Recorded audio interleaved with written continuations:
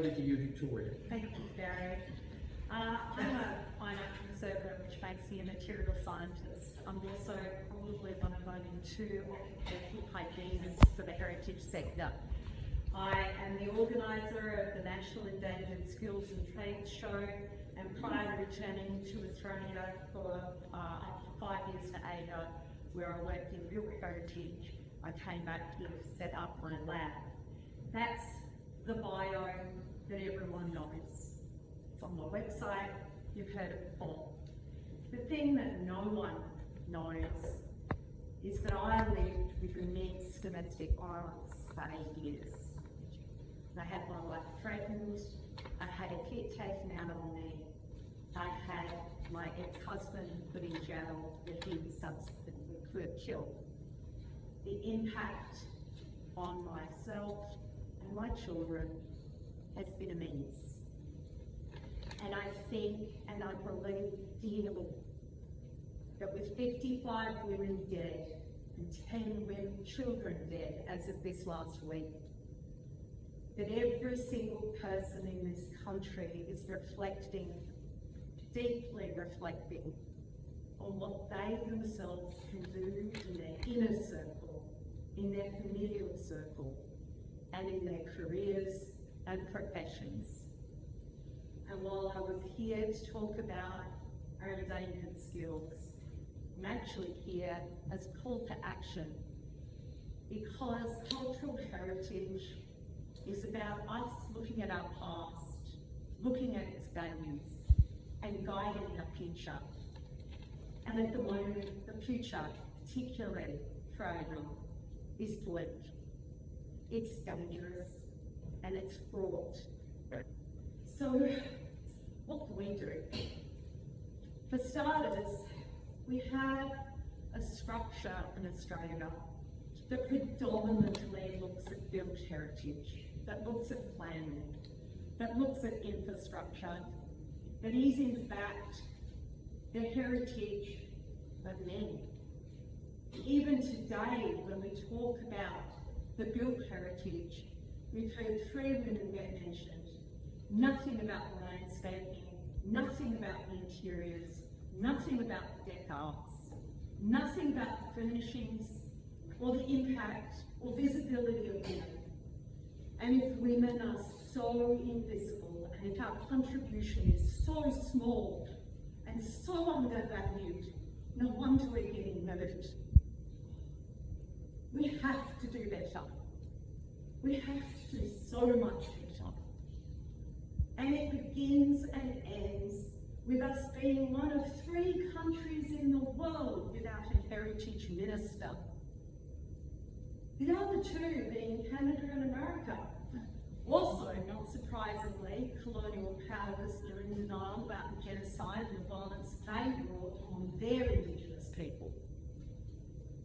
We need to demand a Minister of Heritage.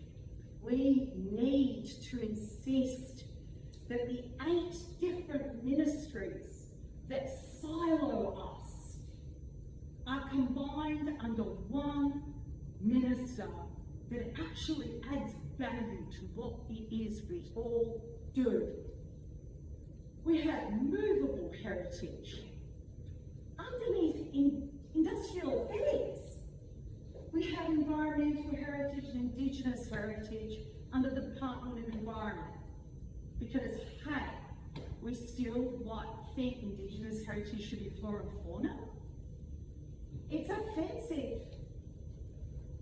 We have military heritage under Veterans Affairs, the National Gallery under Arts and Communication.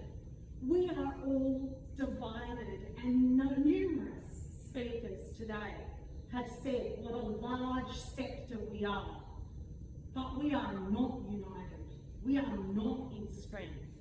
And I implore you, as the generation that have been more politically active than any other generation, to teach us how to make this better.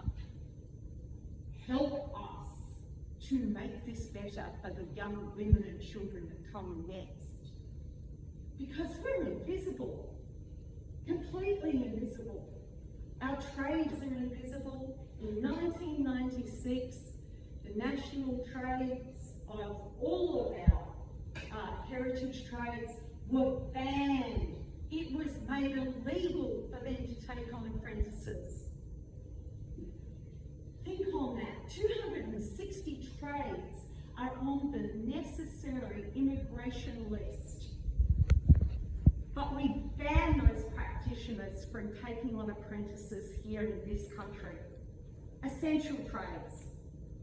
We have 2 sewing machine repairers in New South Wales, both over 60. When they die, we lose our textiles industry. We have 2 scientific glass blowers left, both over 60. They almost uniquely make customised glass for all of our universities. Without them, we cannot do original research. You can't ring China and ask for a glass setter and not give away the IP. We're about to fall off a cliff. We really, really are. And while Ted Baillieu mentioned in April that the built heritage sector is a mixture of strategy, of strategic neglect, I say unto thee all that when we remove the chemistry and the science from the training of conservators, then we have completely and utterly lost our ability to not just protect the buildings, but the contents, the stories. It is cultural genocide. We can bring in conservators from overseas, but they won't be trained in Australian timbers, nor pigments, nor our culture.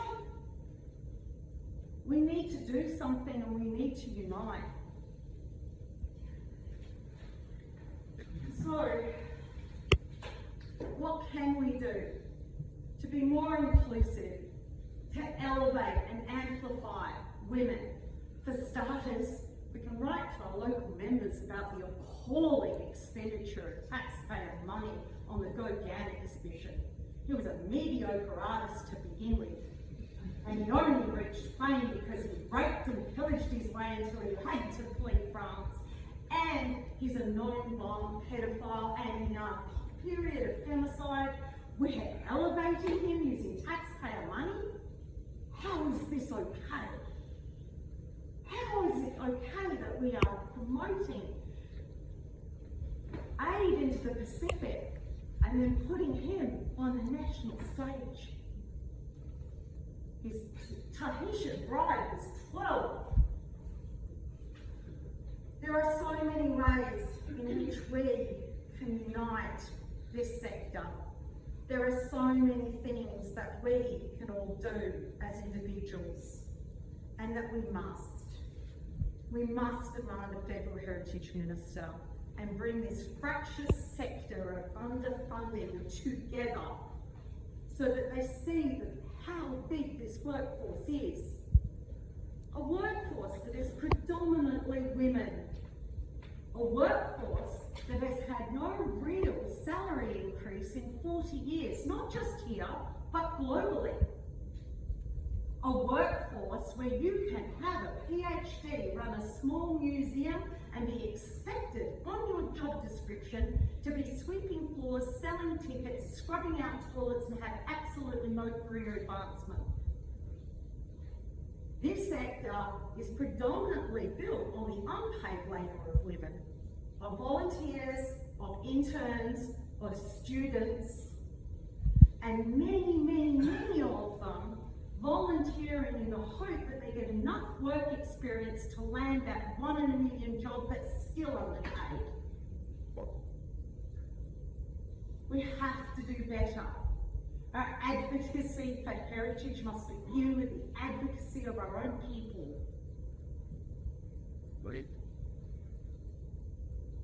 We need to have recognition in this country that the heritage portfolio is in actual fact the tourism portfolio, namely one piece of tourism asset that isn't in fact part of our heritage.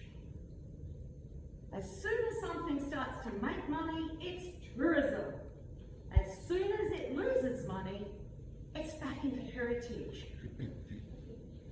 It's not okay. We need to reverse the 1996 legislation making it illegal for heritage trade practitioners from training and taking on apprentices. We need to provide emergency financial support for the remaining small businesses with unique, essential skills to enable us as a nation to capture the oral and intangible heritage and grow industry capability to be more self-reliant. We need to establish a living register of living practitioners and fund their work and teaching and their supply chains, that they can pay it forward to add to our tourism, a similar model to Japan.